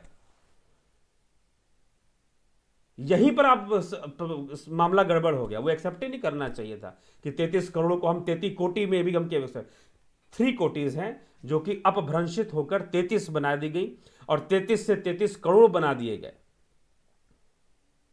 जब देवता दाता है, देवता शब्द की etymology of word dev, etymology of word devi क्या है, मीमांसा फिर उसकी व्याख्या करता है, शब्द रूप, भाव रूप बताता है। तो जब वो उसे उस रूप में बता रहे हैं, तो 33 करोड़ भी मत बोलो, निश्चय ही देवता असंख्य हैं, ठीक है, लेकिन उनकी जो भावनाएं हैं वह निश्चित हैं। कैटेगरी उनकी डिवाइड है, वो असंख्य हो सकते हैं। तो यह एक बहुत ही वह एक कंसेप्चुअल विषय है कि देवता कहते किसको हैं। जो देता है वह देवता है। अब 33 कोटि में कहीं पर कुल देवता नहीं आते, कहीं पर ग्राम देवता नहीं आते, कहीं पर वन देवता नहीं आते। तो ये सभी, इसका प्रयोग मैंने तो अभी तक, अगर कोई विद्वान किसी को मिले तो कृपया उससे मुझे लेकर बताएं कि वेदों की किस ऋचा में देवताओं के लिए 33 कोटि शब्द का प्रयोग हुआ है। 33, चाहे करोड़ तो उसका अर्थ नहीं है। कुछ लोग कहेंगे कि नहीं 33 कोटि मतलब उनकी 33 कैटेगरियां हैं। तो क्या जो 3 कोटि का कॉन्सेप्ट है उस पर पर्दा डाल दें हम, जिसका प्रमाण हमें मिल रहा है, गायत्री मंत्र में भी मिल रहा है और कई मंत्रों में प्रमाण हमें दिया जा रहा है कि 3 कैटेगरी है, पृथ्वी, आकाश और अंतरिक्ष। तो कोई ऐसा मंत्र, कोई ऐसा श्लोक विथ प्रूफ कि हां ये इस वेद का है जहां पर 33 कोटि वर्ड यूज किया गया हो, तो वह, मैं तो 33 कोटि को ही सीधा खत्म कर देता। तो 33 वर्ड, ये 33 जो है वही गलत है। यह 3 ही है, किसी ने 3 लगा दिया, 33 लगा दिया, और फिर किसी ने 33 के आगे कोटि लगा दिया, फिर बाद में उसी कोटि को लोगों ने करोड़ कह दिया, ठीक है, और फिर उनको जो भी इश्यू बनाना है। ये जहां तक मुझे लगता है 33 कोटि महायानियों के बौद्धों में भी देवता होते हैं। जैसे हेरुका एक देवता है जो कि बौद्धों के देवता, महायानी और वज्रयानी बौद्ध जिनको मानते हैं, ठीक है, तो वो अनेक रूपों में अपने देवताओं की पूजा करने, ये सब बौद्ध का एक विकृत रूप है, बौद्ध मत का एक विकृत रूप, जो बुद्ध के चलते चलते कालांतर में आकर, हर्षवर्धन काल में आकर बहुत ही विकृत रूप धारण कर चुका था। तो वो उसमें वज्रयानी भी आ गए, फिर महानवयानी भी बाद में डेवलप हो गए, फिर बाद में एक कुछ अलग ही बुद्धिज्म आना शुरू हो गया। क्योंकि हम कहीं ना कहीं इन सब माध्यम से लोग राजनीति करते हैं और कई तरह की चीजें वो करना शुरू कर देते हैं। जब तक हमें सही से उसका पता ना हो, जब हम गहराई में जाएंगे तो बातें कुछ और निकल कर आएंगी, फिर पता चलेगा कि हो तो कुछ और ही रहा है। ठीक है, तो 3 कैटेगरीज, 3 कोटि है। 3 कोटि से अपभ्रंशित होकर 33 बना, 33 से अपभ्रंशित होकर फिर मूर्खों ने 33 करोड़ कर दिया उसे। ठीक है, 3 कैटेगरीज है जिसका एक प्रमाण नहीं है, अनेकों प्रमाण है। ओम भूर्भुवः स्वः, तो उसी का प्रचार करना चाहिए। मैं तो यही कहूंगा, ये 33 के चक्कर में भी नहीं पड़ना चाहिए, 3 के ही चक्कर में पड़ना चाहिए। तो बहुत बहुत धन्यवाद गुरुजी, मेरे सवालों का प्रकाश देकर मेरे कन्फ्यूजन को दूर करते के लिए बहुत बहुत धन्यवाद भी। हाँ, क्या आत्मा ही परम चेतना है, प्रदेश करके परम अवस्था परमात्मा कहलाता है? जी हाँ, आत्मा ही परम शुद्ध रूप में वही परम चेतना है। 33 करोड़ नहीं, 33 कोटि कोटि हैं। जी हाँ, कोटि 33 भी नहीं है, 33 आप विचार कीजिएगा। जो लोग भी 33 कोटि पर बोलते हैं, नहीं तो मेरा यह वीडियो उनको ट्रांसफर कर दीजिएगा, बोलिएगा कि इसे सुने, पूरा नहीं सुनेंगे तो लास्ट वाला सुन ले जहां 33 कोटि की चर्चा है। तो 3 ही है, 3 ही कोटि है, 3 से 33 बन गया है, और फिर 33 से उसको कोटि आया, कोटि से फिर करोड़ आ गया। तो उसके रूप पर, भावनात्मक रूप में, शब्द रूप में तो आप हम संख्या गिन ही नहीं सकते ना। तो माता पिता भी जब देवता हैं, तो अब 33 कोटि में क्या माता, उन कैटेगरीज में माता पिता को लिया जा रहा है? हमें बताने की जरूरत ही नहीं है। तो यह भी विषय है। तो इस प्रकार से हमें समझना चाहिए। हाँ जी,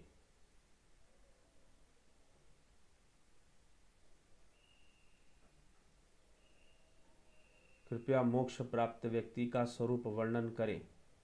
मोक्ष प्राप्त व्यक्ति का कोई स्वरूप नहीं होता, अगर स्वरूप रहेगा तो मोक्ष ही नहीं रहेगा फिर। ठीक, बौद्ध नास्तिक दर्शन होकर देवी देवता को क्यों बनाते हैं? देवी देवता को बाद में धीरे धीरे एक विकृति आनी शुरू हो गई, और उसमें उन्होंने देवी देवताओं को भी मानना शुरू कर दिया।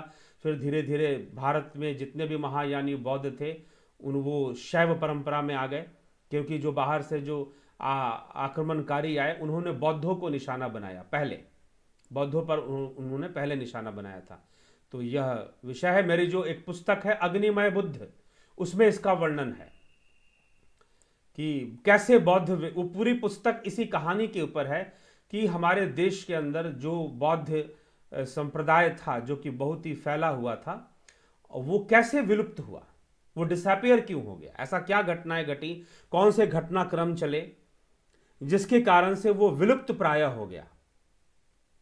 ठीक है, वास्तव में वह विलुप्त प्राय नहीं हुआ, वह रूपांतरित हो गया। ठीक ना, वह रूपांतरित हो गया और कई शाखाएं उसकी बन गई।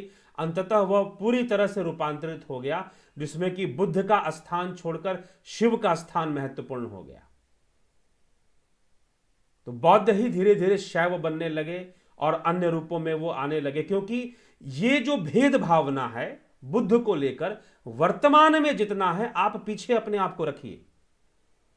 जब आप अपने आप को उस काल में ले जाइए, तब आपको पता चलेगा कि ऐसा कुछ भी नहीं था। वो वही लोग थे, वह हिंदू ही थे, वह विष्णु को मानने वाले, राम को मानने वाले, कृष्ण को मानने वाले ही लोग थे, जो बुद्ध को भी मानते थे। कोई अलग लोग नहीं थे वो जो बुद्ध को मानने वाले। कहीं क्या यूरोप से चलकर आए थे, क्या चाइना से चलकर आए थे, जो कि लाखों की संख्या में इस देश में बौद्धों की संख्या थी, अरबों की संख्या में बौद्ध यहां रहते थे, तो कोई चाइना से चलकर नहीं आए थे ना वो बौद्ध, वो यहीं के रहने वाले थे, इसी भूमि के रहने वाले थे, कहीं बाहर से नहीं आए थे। तो उनके अंदर वो सारी मिश्रित जो है संस्कार थे। और बौद्ध विचारधारा खुद भी, बौद्ध विचारधारा स्वयं भी कहीं दूसरे से कहीं नहीं आया। बुद्ध ने जो अपना पहला आर्य सत्य रखा कि संसार दुखमय है, संसार के सुख भी अंत में दुख ही देते हैं, यह सांख्य सूत्र में भी लिखा हुआ है, यह योग सूत्र में भी यही बात लिखी हुई है कि संसार दुखमय है, संसार के जितने सुख हैं अंत में दुख रूप धारण कर लेते हैं। संसार के जितने सुख हैं वो अंत में दुख रूप, ये तो पतंजलि भी लिख रहे हैं, या तो कपिल मुनि भी अपने सांख्य सूत्र में लिख रहे हैं, और यहीं से बुद्ध ने लिया है। बुद्ध ने कोई अपना थोड़ी ना बना दिया था, वहीं से बुद्ध ने लिया है। लेकिन महायानी बौद्धों ने यह एक प्रतिस्पर्धा अपना लिया, प्रतिस्पर्धा की भावना आई लगभग बुद्ध के महापरिनिर्वाण के 300 वर्षों बाद। तो उनकी एक प्रतिस्पर्धा की भावना आई कि नहीं जी, हम तो अपने संप्रदाय का विकास करेंगे और संख्या बढ़ाएंगे, जनसंख्या, उन्होंने करना शुरू कर दिया। लेकिन जो जनमानस था उस समय, जैसे आप कहते हो ना कि भाई वो मुसलमान बन गया, वो क्रिश्चियन बन गया, तो इस प्रकार का कोई कन्वर्जन नहीं था कि कोई हिंदू से बौद्ध बन गया। पहली बात तो हिंदू वर्ड ही नहीं था, भूल जाइए। जब तक बाहर के लोग नहीं आए तब तक हिंदू शब्द ही प्रयोग नहीं होता था। हाँ, वैदिक मत प्रयोग होता था, वैदिक शब्द प्रयोग होता था। तो कोई हिंदू से बौद्ध बन रहा हो कन्वर्ट होकर, और फिर बौद्ध से हिंदू बन रहा हो और उसे कसम खिलाई जा रही हो कि भाई तुझे अब राम को नहीं मानना है, कृष्ण को नहीं मानना है, या देवी देवताओं की पूजा, ऐसा कुछ भी नहीं था। लोग जो थे, जो सामान्य जनमानस का जो जीवन था, वह क्योंकि बुद्ध ने सामाजिक नियम नहीं बनाए थे। इसीलिए मैं एक बात कह रहा हूं, कहीं पर ऐसा ना हो कि हिंदू समाज अपने ही पैर पे कुल्हाड़ी मार ले, ऐसा भी हो सकता है बिना जाने, क्योंकि बुद्ध ने ऐसा कोई नियम नहीं दिया था कि आपका शादी ब्याह कैसे होगा। जब आप क्रिश्चियन बन जाते हो तो आप मंदिर में शादी नहीं करते, आप मंदिर में शादी नहीं करते। लेकिन अब जब आप इतिहास में जाएंगे तो राजा हर्षवर्धन बौद्ध थे, ठीक है, और गुप्त वंशीय राजाओं में कई गुप्त वंशीय राजा हुए, जिसमें कि आपके कई नाम मुझे ध्यान नहीं आ रहा, उसमें समुद्रगुप्त का भी नाम आता है, जो कि बौद्ध हो गए थे। तो क्या उनका विवाह किसी बौद्ध भिक्षु ने कराया था? जी नहीं, सारे गृहस्थ कर्मों में ब्राह्मण ही कार्य करते थे। बहुत बाद में जाकर अलगाववादी विचारधारा के लोगों ने बौद्ध को बिल्कुल एक अलग उसके रूप में डेवलप करना शुरू किया। बुद्ध ने तो ऐसा कोई नियम नहीं बनाया था कि तुम्हारी शादियां तुम जैसे रहे। बुद्ध ने कहा कि सिर्फ साधना करो, ध्यान करो। कोई अलग नियम बना दिया हो, समाज के नियम बदल दिए हों, ऐसा प्रमाण नहीं मिलता है। कोई एक भी प्रमाण ऐसा नहीं मिलता कि जहां पर बुद्ध ने ऐसी कोई प्रथा शुरू की हो, ठीक है। उस समय जिन लोगों के विवाह होते थे या जो भी वो अपने कर्म कांड करते थे, खेतों में वो जाते थे, खेती बाड़ी करते थे, उसमें पूजा पाठ करते थे, ठीक है। जो खेतिहर, जो किसान लोग थे, वो सब अपने पूजा पाठ के सारे कार्यक्रम जो वो किया करते थे, वह निश्चित जो पूजा पाठ करवाने वाले जो पुरोहित होते थे उन्हीं से करवाया करते थे। उनको पूजा पाठ करवाना है तो पुरोहित से करवा लेते थे, जब उनको ध्यान सीखना है तो वो किसी बौद्ध भिक्षु से सीख लेते थे। यही कारण था कि जब बाहर के आक्रमणकारी आए, उन्होंने बौद्धों को अपना पहला निशाना बनाया, और इसका प्रमाण है कि बौद्ध ही सबसे पहले निशाने पर थे। तो निशाना बनाया तो तुरंत उन्होंने, क्योंकि कुछ इस ढंग से नहीं था जिस ढंग से हम आज लेकर चल रहे हैं, जिस ढंग से हम आज लेकर चल रहे हैं, तो हर प्रश्न का उत्तर नहीं दिया जा सकता। कोई हमसे प्रश्न करेगा कि भाई तुम आम के पेड़ से इमली क्यों तोड़ते हो, तो हम सोचेंगे कि अरे हम आम के पेड़ से इमली क्यों तोड़ते हैं। भैया प्रश्न गलत है ना, सवाल गलत है। तो जब पूछेगा कि 33 करोड़ देवी देवता, तो उसका सवाल ही गलत हो जाता है। क्योंकि जब अब हमारे समाज में, हिंदू समाज की सबसे बड़ी समस्या यही है कि वो शास्त्रों का अध्ययन नहीं करते, अपने शास्त्रों के बारे में जानने का प्रयास नहीं करते। जानोगे तो सब सामने है, फिर सब सामने, कहीं पर भी कोई प्रश्न यहां पर नहीं उठता है, ठीक है। सम्राट अशोक बौद्ध हो गए, चाणक्य के उपदेश से हो गए, चाणक्य के उपदेश से चंद्रगुप्त जैन हो गए। जैसे ही आप मौर्य, उस समय के जब वो 3 पीढ़ियां हैं जो चाणक्य के गाइडेंस में थी, चाणक्य दोषी है यहां पर, क्योंकि क्यों चंद्रगुप्त मौर्य जैन हो गए, क्यों अशोक बौद्ध हो गए? क्योंकि आज के समय में जो बौद्ध और जैन का स्वरूप है वो वैसा उस समय नहीं था। उस समय की परिस्थितियां कुछ और थी, उस समय की क्योंकि जब हम उसका अध्ययन करते हैं उसी से पता चल जाता है कि उस समय का ये सारा सीन कुछ और था, बौद्ध जैन का। हम आज के सीन से, आज का चश्मा पहनकर उस समय को देख रहे हैं। उनकी जरूरतें अलग थी, उस समय इस्लाम नहीं था, उस समय क्रिश्चियनिटी नहीं थी, वो आकर कोई जबरदस्ती नहीं कर रहे थे, किसी का धर्म परिवर्तन नहीं कर रहे थे। उस समय कम्युनिस्ट नहीं थे, तो ऐसी बहुत सारी बातें हैं जिस पर हमें चिंतन कर कर उस समय को समझना होगा कि वो समय क्या था। चाणक्य का उपदेश प्राप्त कर कर क्यों कोई बौद्ध हो जाएगा और क्यों कोई जैन हो जाएगा, यह भी हमें सोचना चाहिए। हम उसके मौर्य वंश को चाणक्य से अलग नहीं कर सकते। हाँ, इसमें खैर अलग बात है कि इतिहास इसके बारे में क्या कहता है।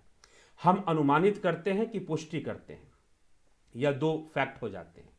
हम अनुमान लगा रहे हैं कि निश्चित कर रहे हैं कि यही है, तो यहां पर यह आ जाता है। क्योंकि कई राजा हुए, कई वो हुए, तो इसमें एज का भी बहुत डिफरेंस माना जाता है कि अशोक कब हुए थे, वास्तव में कब हुए थे, बुद्ध के समकालीन थे, बुद्ध से के बाद में हुए, बुद्ध कब हुए, चाणक्य कब हुए, इन सब का बहुत ही एज का डिफरेंस माना गया है। युगों का मतलब कि वर्षों का काफ़ी अंतर है।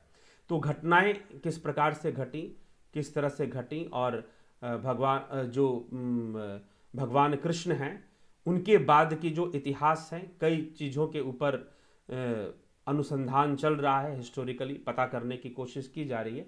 लेकिन जो शास्त्रों का जो अपना जो वह है उसके अनुसार देखें, अब यहाँ पर कई बातें आ जाती हैं। कई लोग मौर्यवंशी चंद्रगुप्त को नहीं मानते कि वो चाणक्य के शिष्य थे, कुछ ऐसे भी मानने वाले, वो कोई दूसरे चंद्रगुप्त थे जो चाणक्य के शिष्य थे, ऐसा भी कहने वाले। तो हम क्या कहते हैं, किस तरह से बातों को देखते हैं, तो पूरी तरह से यह भी गलत हो सकता है कि जब हम आज के परिवेश में सब देखना शुरू कर देंगे। तो आज हमारे सामने चुनौतियां दूसरी हैं, दूसरे रूप में हमारे सामने चुनौतियां हैं, तो हमें उसे आज के अनुसार हमें समझना पड़ेगा, यही है। तो अच्छी बात है। तो यह जो विषय है अच्छा विषय है, कभी चर्चा होगी अच्छे से बौद्ध मत के ऊपर। एक बार मैं आप एक वीडियो लेकर आऊंगा जिसमें कि जो अग्निमय बुद्ध है, कल भी मैंने उसका लिंक शेयर किया था आपसे, उसके बारे में उसमें क्या चीज़ बताई गई है, मैं एक बार एक वीडियो लेकर जरूर आपके पास आऊँगा। एक ऐसा वीडियो बनाने का एक विचार है। तो चलिए, अभी बहुत लेट हो रहा है, तो विचारों को यहाँ विराम देंगे और आपसे विदा लेंगे। बहुत बहुत धन्यवाद।